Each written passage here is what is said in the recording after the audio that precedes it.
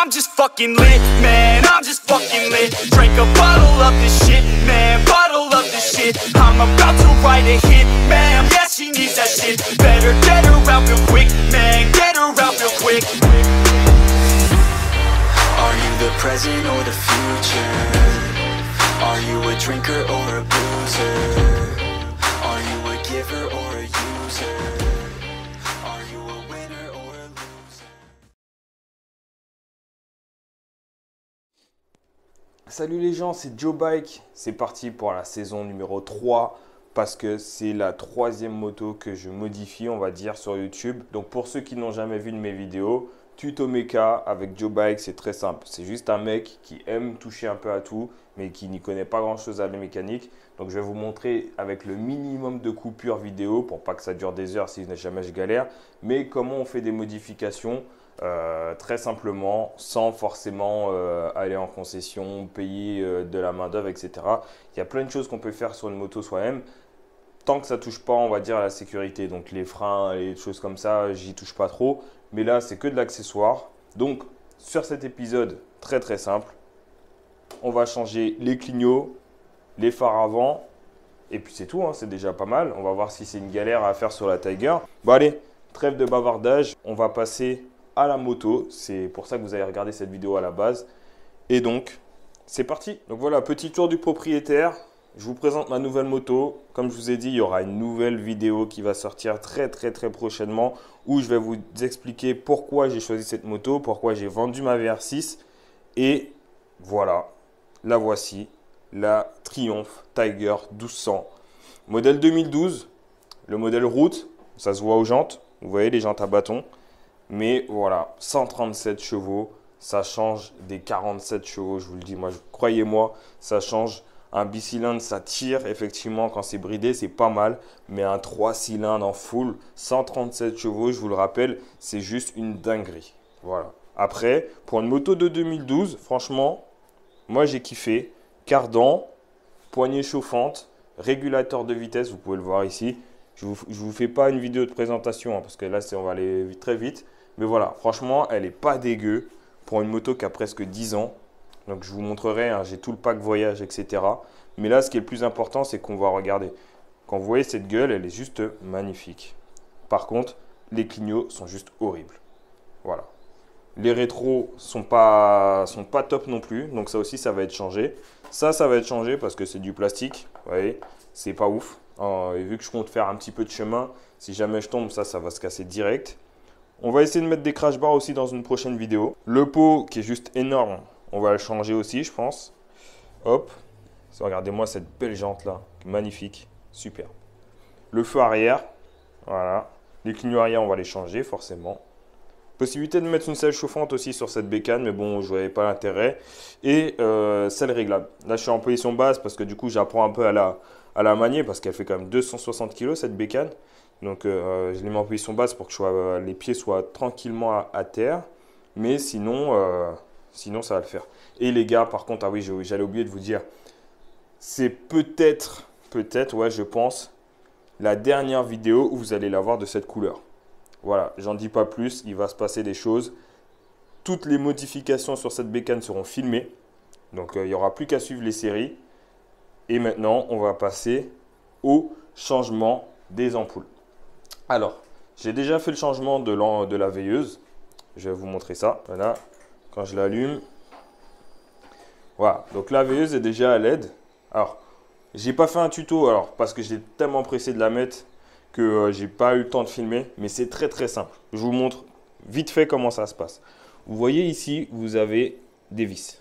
Ok, 1, 2, 3 et 4. Ici, hein. D'accord ? Vous retirez ces vis-là. Ça retire ce cache, tout simplement. Ce cache-là, il sort. Et après, ici, vous avez, avec vos doigts, vous pouvez simplement tirer vers le bas et l'ampoule, elle sort. C'est aussi simple que ça. Et l'avantage sur cette moto, en tout cas, sur le modèle 2012, parce que je n'ai jamais essayé sur les autres, mais je pense que ça doit être aussi accessible, c'est que les phares sont super accessibles. Ils sont tout simplement ici. Vous pouvez le voir là, sur le bloc qui est ici. Et de l'autre côté. Alors, hop. Petit zoom, on va essayer. Voilà. Juste ici, ok? Donc c'est parti, on va démonter ça. Alors ici c'est très simple. Pour changer l'ampoule, on a juste à placer sa main ici, ok, on appuie vers l'avant de la moto et on tourne. Voilà, tout simplement. Et là vous avez le cache qui vient. Alors, hop, à une main, c'est un peu compliqué, voilà. Vous avez le cache qui vient et là vous avez tout simplement l'ampoule, ok. Donc ce que je vais faire, c'est que je vais vous montrer sur un seul côté, parce que je ne veux pas que la vidéo dure 15 ans. Vous voyez la petite moto de mon fils là. Je ne veux pas que la vidéo dure 15 ans, mais c'est très très simple. Donc on va essayer de se rapprocher au maximum. Voilà, là on est top. Donc là en fait vous voyez tout simplement devant vous, en fait c'est la prise où est connectée l'ampoule. Donc pour la retirer, c'est très très simple. On va faire un jeu du haut vers le bas, de droite à gauche, très doucement et en tirant un petit peu. Faut pas tout péter. Donc on va le faire. Je vais juste reculer pour placer ma main. Voilà, ici. Et je vais faire juste ça. Juste comme ça. Et du haut en bas. Voilà. Et tout simplement. Là, voilà. La prise, elle est là. Et l'ampoule, elle est là. Ok. Et là, vous avez une petite languette ici, là. Il faut la pousser vers le fond, vers l'avant de la moto. Et la descendre en même temps. Alors, c'est un petit peu chiant. Vous pouvez le faire avec une petite pince pointue. Voilà. Moi, c'est ce que je vais faire pour éviter de me péter le doigt.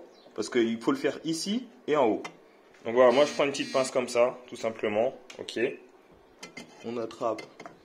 Hop, je le pousse vers le haut et voilà, tout simplement. En fait, il y a un petit crochet, donc il faut juste que ça sorte du crochet.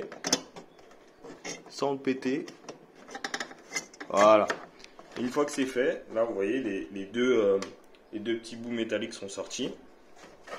Donc la prise elle est un peu courte sur cette bécane, ça c'est un peu chiant. Donc ça vous le passez vers l'arrière là, hop, et là l'ampoule elle est libérée. Tout simplement, et vous récupérez votre ampoule. Voilà. L'ampoule est là. Et maintenant on va voir par quoi on va la remplacer. Hop, voilà tout ce qu'on va installer aujourd'hui. Donc les ampoules à LED. Bon, ça c'est un petit accessoire, c'est l'allume-cigare avec les prises USB, j'en ai deux. Et surtout, regardez-moi ça, les beaux clignotants homologués. C'est pour ça qu'ils sont aussi gros, regardez comment ils sont énormes. Mais voilà, après sur un trail comme le mien, ça va vraiment pas faire moche. Donc voilà, on va passer maintenant au déballage de l'ampoule à LED. Allez, c'est parti pour le déballage. Bon, très simple, hein. Hop, vous la voyez ici. C'est juste pour vous montrer à quoi ça ressemble. Donc ce sont des ampoules à LED ventilées, modèle H4 pour ceux qui ne savent pas. Alors c'est très simple en fait pour savoir à peu près quel modèle d'ampoule que vous avez. Donc, si vous arrivez à voir à travers, c'est écrit ici là, c'est écrit sur le bord de l'ampoule ici, H4 12 volts, ok, 55 watts.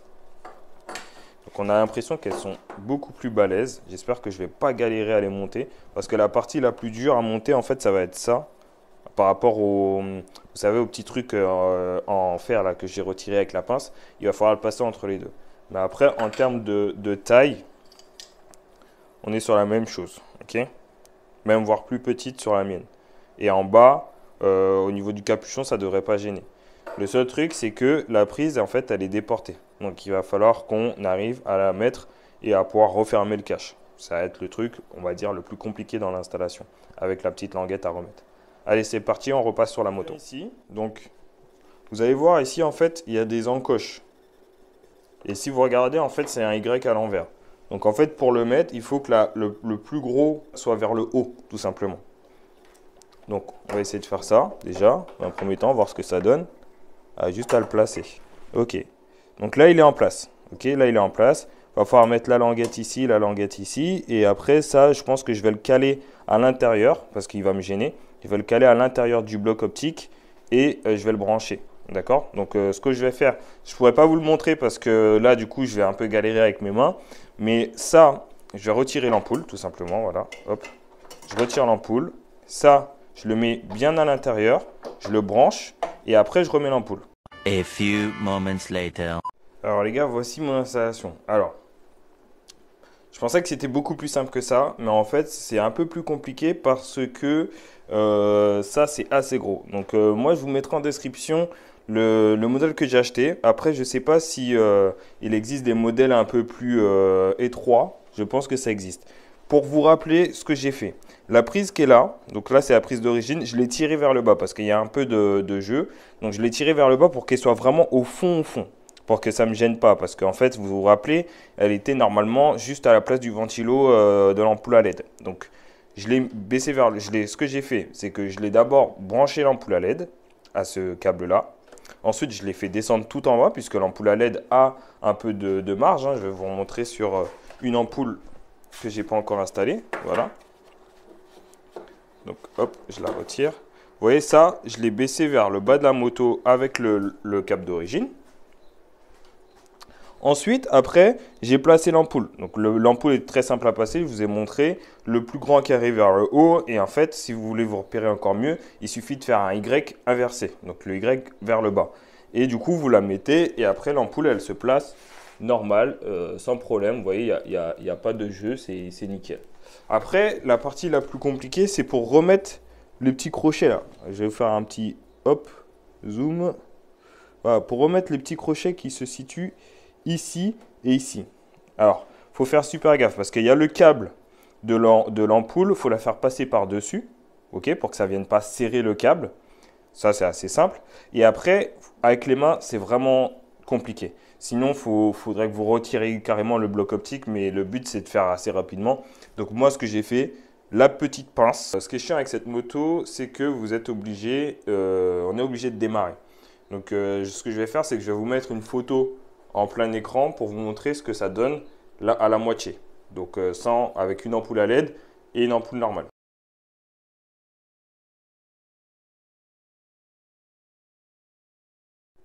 Donc voilà, vous avez vu ce que ça donne. C'est très très simple. Après, il faut juste être patient.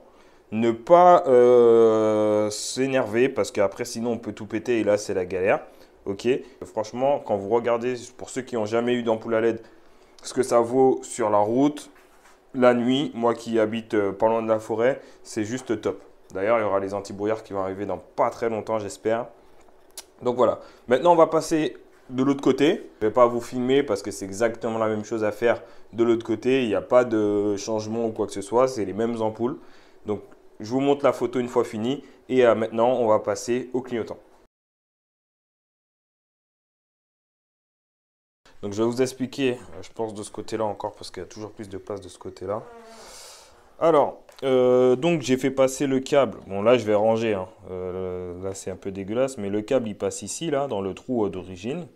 J'ai ramené le câble bleu. Donc, le câble bleu, c'est le câble des veilleuses. Donc, en fait, voilà. Donc, le câble, il est passé là. Le câble bleu, c'est le câble des veilleuses. Donc, il se relie, en fait, au câble des veilleuses. Donc, comme vous avez pu le voir, en fait, petite découverte, c'est ce qui arrive quand tu achètes une moto d'occasion, c'est que forcément, tu ne peux pas tout voir. C'est que le faisceau avait déjà été touché. Donc, ils avaient mis un domino. Moi, là, j'ai laissé le domino parce que pour la vidéo, je n'avais pas le temps de tout démonter. Mais comme après, quand je vais changer la couleur de la moto, toutes les pièces seront démontées, je vais faire quelque chose de propre. Donc là, ce que j'ai fait pour être le plus propre possible, donc j'ai récupéré en fait, hop, je vais faire un petit zoom, tac, j'ai récupéré la prise d'origine, ici, et en fait, j'ai refait une petite soudure sur les câbles, donc avec mes câbles des nouveaux clignotants, et j'ai mis une gaine thermoformable. Donc c'est une gaine en fait, c'est juste ça. Voilà, c'est ça, tout simplement. Donc en fait, on coupe un petit bout, on le met là où on voit encore les fils, et on passe un coup de chalumeau ou de briquet dessus, et en fait, ça va raidir et ça va rétracter en fait le caoutchouc, et du coup, ça va faire que ça bouge plus. Donc là, c'est propre. Voilà, donc vous avez ce côté-là ici.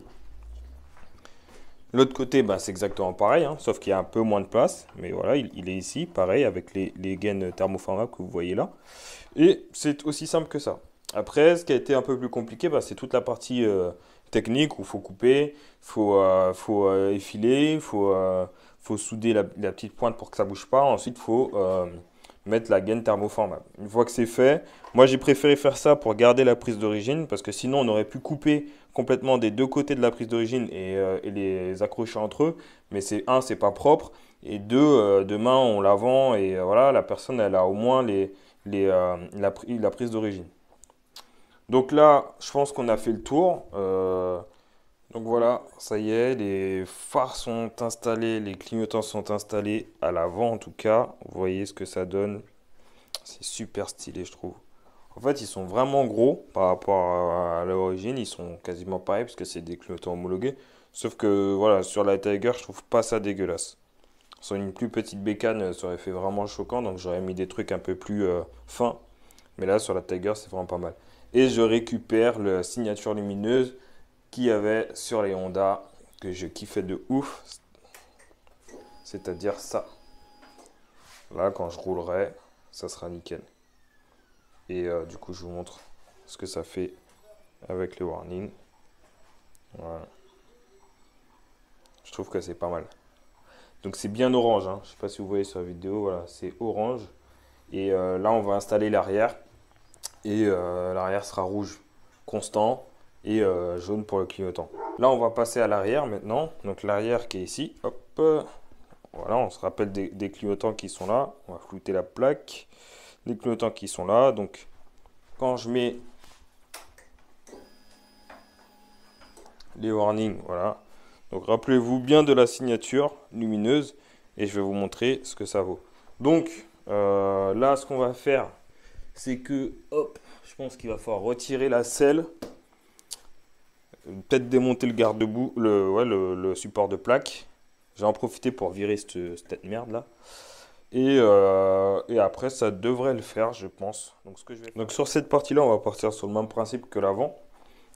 Donc tout simplement, démonter le clignotant. On verra bien ce qu'il en sort. J'anticipe en retirant déjà la selle passager. Voilà, parce que je pense qu'il y a des choses qui vont arriver par là. Ok, donc là j'ai accès à strictement rien du tout. Donc je pense qu'il va falloir démonter pas mal de choses. Tac, tac, tac. Ok, bon bah écoutez, on va y aller tranquillou. Je pense qu'il faut complètement démonter la boucle arrière. Donc on va retirer la partie grise ici. Ça, tout le truc JV là, et le plastique qui est là, je pense que c'est en dessous. Allez, c'est parti. A few moments later. Donc pour l'instant, ça tient sur 4 vis. J'ai l'impression. En tout cas, la partie bagagerie arrière. 6.5 hours later. Ouais, c'est bien ça. Ça tient sur 4 vis. Et les 4 vis sont de même taille. Donc ça, c'est pas mal. Hop, je ressors ça. Je ne le remonterai pas parce que j'aurais besoin de le repeindre pour ce que je veux faire. Une petite surprise. Là, vous avez 2 vis en clé Allen. On va retourner ça. Voilà, 2 vis en clé Allen. Essayez de ne pas s'en mêler avec le câble. Ici. C'est plutôt bien fait chez... Ça me fait penser un peu à ma Honda. J'aimais pas du tout chez Kawasaki parce qu'en fait il y avait beaucoup de clips en plastique qui pètent, qu'il faut changer. En fait, en vrai, faut acheter quasiment du neuf à chaque fois que tu démontes la moto parce que ça pète à chaque fois. Là au moins, il n'y a que des vis. Enfin, en tout cas pour l'instant. Regarde, hop, ça sort super vite. Et donc effectivement, il y a bien un petit boulon comme je l'avais vu tout à l'heure. Donc on avait dit que c'était du 10. Eternity later.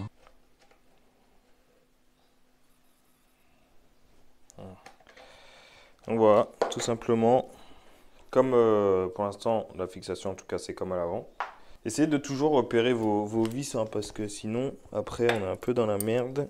Le but c'est d'expliquer en fait si c'est faisable par n'importe qui, parce que je suis n'importe qui, et surtout si c'est compliqué. Je garde mes boulons parce que en fait j'en ai pas besoin avec les nouveaux clignots, mais on sait jamais.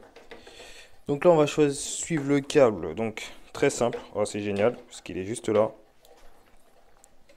Il est juste là, normalement tu vois bien. Donc ici, voilà. Là, tu verras mieux de l'autre côté. En gros là, tu as la petite prise avec un truc blanc. Et on va essayer de le sortir sans tout péter. Comme tout à l'heure. Ouais, c'est super simple. Voilà. Hop. Donc je te le refais ici. En fait, ça c'est comme ça. Là, ça rentre. Donc tu as juste à appuyer ici. Tac, et ça sort. Et côté gauche, il est là. Tu le vois ici. Donc tu vois, le petit bitonio blanc comme je te dis. Tu prends ton tournevis. Tu as juste à appuyer dessus. Et voilà. Many months later. Bon voilà, j'ai enfin fini. Bon, c'était assez simple. Une fois qu'on a retiré la boucle arrière, voilà. J'ai démonté le feu arrière parce que du coup, enfin c'est même pas démonté, c'est en fait vous avez une vis ici, une vis ici, là, ici. Ensuite, là, par contre, il faut faire sauter la plaque. Deux vis ici, une vis ici. Et après, ça vient tout seul. Et donc voilà, donc là c'est installé. Vous pouvez voir la nouvelle signature lumineuse, là ça va être dingue. Donc j'ai préféré me brancher sur la veilleuse, on va dire, du feu arrière. Comme ça en fait c'est tout le temps allumé rouge et ça clignote orange quand je suis en warning ou en clignotant. Et plutôt que de me mettre directement sur le feu. Parce qu'on peut se connecter directement sur le feu stop et à ce moment-là il s'allume en plus quand tu freines. Mais je partais du principe où à l'avant, c'est allumé. Je vous remontre. Hop. Voilà, à l'avant, c'est allumé. J'ai retiré la veilleuse parce que je faisais un petit réglage. Donc à l'avant, c'est allumé. Donc je pars du principe, voilà, où les deux sont allumés, c'est cool. Maintenant, petit souci que je n'avais pas anticipé avant, c'est au niveau de la centrale des clignotants. On a un souci, c'est que comme ma moto date de 2012, je pense qu'ils n'avaient pas anticipé la possibilité de mettre du LED. Donc du coup, maintenant que j'ai mis des LED à l'avant, à l'arrière, j'ai plus de clignotants en fait. Dès que je veux clignoter, on va dire ça comme ça, je sais pas que c'est français. Donc là, vous voyez, quand je mets le clignotant, il s'allume, mais après quand je lâche, en fait, il tient plus du tout. Il tient plus. Et le warning, pareil. Quand je le mets, il tient plus. Donc ça, j'ai parlé avec un mec sur le groupe des Tigers. Merci à toi, Corentin. Il m'a soumis l'hypothèse que ça peut être la centrale clignotante qui n'arrive pas à suivre, puisque l'intensité n'est pas pareille. Donc je crois qu'on peut modifier ça en mettant une résistance ou simplement changer la centrale. Mais moi, je vais changer la centrale. Je vais voir si sur les modèles plus récents, c'est le même truc. Sinon, voilà, je ferai ça comme ça. Ok ? Donc voilà, là je vais pas vous remontrer comment on remonte parce que je pense que c'est très simple. La petite astuce que moi je fais, c'est que je remets toujours les vis sur les supports, comme ça, un, je les perds pas, et deux, je sais exactement quelle vis va à quel endroit. Et donc là, je vais pas la remonter devant vous parce que il y a des pièces qui vont partir en peinture. Donc je vous en dis pas plus et j'espère que vous allez kiffer.